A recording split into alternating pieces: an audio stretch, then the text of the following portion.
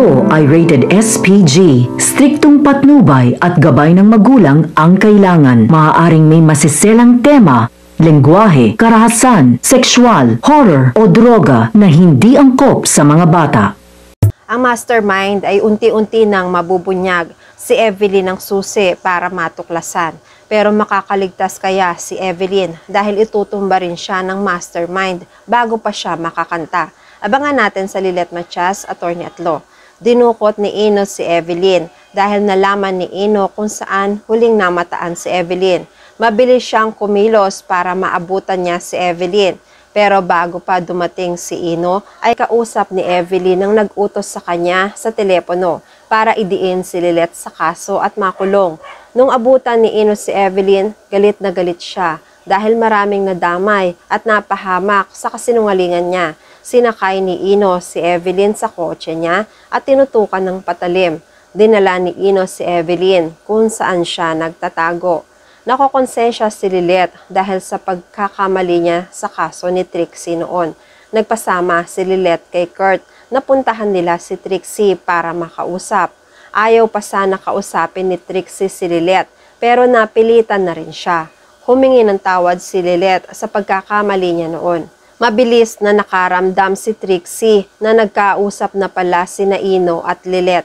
Inamin ni Lilet na nagkausap nga sila ni Ino at inamin na ni Ino sa kanya ang masamang ginawa niya kay Trixie.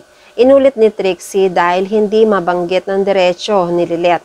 Sabi ni Trixie, totoong nirape nga siya ni Ino. Nagagalit si Trixie kay Lilet dahil mas pinaniwalaan ni Lilet ang ibang tao kaysa sa sarili niyang kapatid. Nangako si Lilet na itatama niya ang mga pagkakamali niya noon sa kaso ni Trixie. Bigyan lang siya ni Trixie ng pagkakataon na makabawi at gagawa niya ng paraan para makuha ni Trixie ang katarungan. Sinabi naman ni Trixie na mapapatawad niya lang si Lilet kapag nakulong na si Ino. Tumatango lang si Lilet. Nag-isip naman ng paraan si Evelyn kung paano siya makakatakas. Umalis sandali si Ino, may balak tawagan. Tatawagan naman ni Evelyn ang boss niya para ipaalam na dinukot siya ni Ino. Tinakot ni Evelyn ang kausap na kapag hindi pa rin ibigay ng boss niya ang pera, sisiguraduhin niya na malalaman din ni Ino ang sikreto nila. Hindi naman natatakot ang boss. Sinabi niya na makukuha pa rin ni Evelyn ang pera. Basta makatakas lang siya. Tutulungan siya ng boss niya para makatakas. Sinabi ni Evelyn ang lugar ng pinagtataguan sa kanya. Akala ni Evelyn ay tutulungan nga siya, pero ang balak pala ng boss niya ay tapusin na rin siya para hindi na siya makapagsumbong pa dahil palpak na rin naman si Evelyn. Samantala, umuwi sa bahay sina Lilet at Kurt.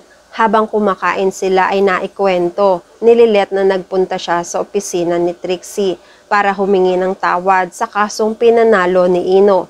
Nagulat rin ang pamilya Matias dahil hindi nila akalain na totoo palang ni-rape ni Ino si Trixie. Nabulagan ang lahat dahil sa maamong mukha ni Ino. Sinungaling rin pala si Ino. Sinabi ni na Kurt at Lilet na makakatulong si Ino kung magiging testigo siya. Pero kung magtatago lang siya, ibig sabihin guilty siya. Mga ilang sandali pa, tumawag na kay Lilet ang isang unknown number. Si Ino pala ang nasa kabilang linya. Sinabi ni Ino na kasama niya si Evelyn. Pagkakataon na nila na malaman kung sino ba ang nag-utos sa kanya para idiin si Lilet na may kasalanan. Nagulat si Lilet dahil mas lalong mapapahamak si Ino dahil baka makasuhan pa siya ng kidnapping. Maya-maya ay narinig ni Ino si Evelyn na patakas. Nagalit si Ino. Narinig ni Lilet ang pagsigaw ni Ino. Nag-alala si Lilet dahil narinig niya si Ino na sinisigawan ang taong kausap na alam niyang si Evelyn dahil sa pagtakas nito. Pati na rin ang pagtatanong ni Ino sa kausap ni Evelyn kung sino siya. Nag-alala rin sina Tinang at Kurt dahil narinig nila si Lilet na tinawag ang pangalan ni Ino. Hinablot ni Ino ang buhok ni Evelyn at kausap nga ang tao sa kabilang linya. Narinig ng babae sa kabilang linya ang pagsigaw ni Ino.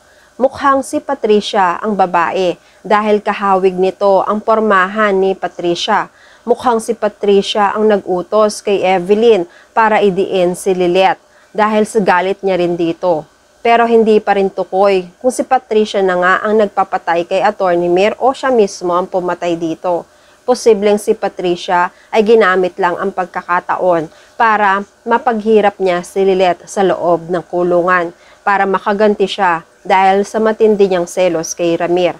Kung natatandaan nyo noon, bago pa lumabas si Evelyn bilang star witness, ay may kumausap sa kanya sa bahay.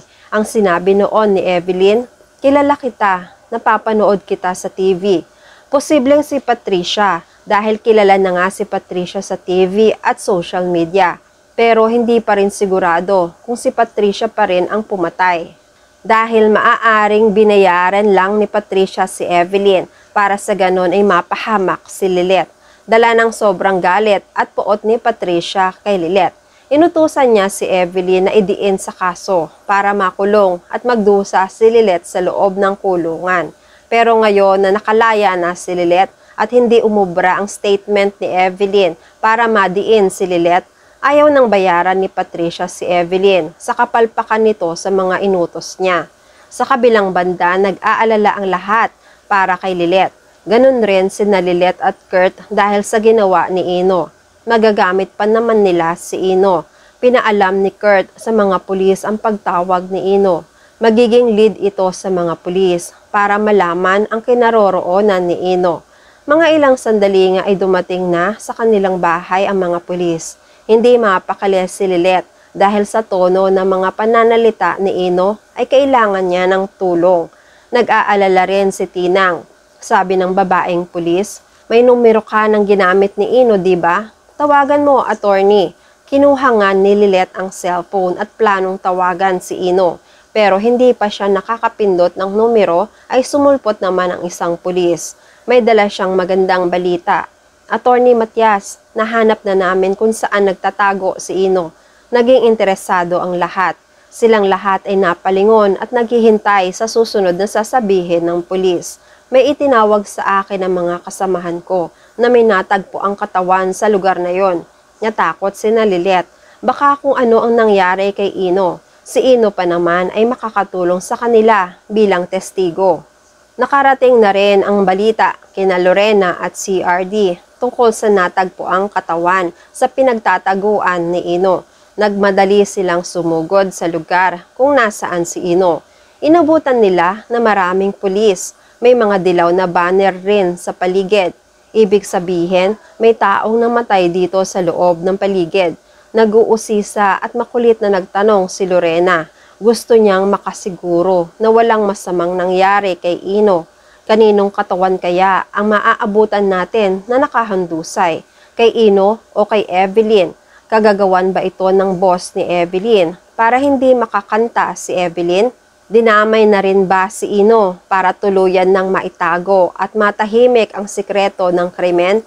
At yan ang mga pakakaabangan natin sa Lilet Matias, Attorney at Law. Please like this video and please subscribe to my channel. At magkita-kita po muli tayo sa mga susunod pang episodes.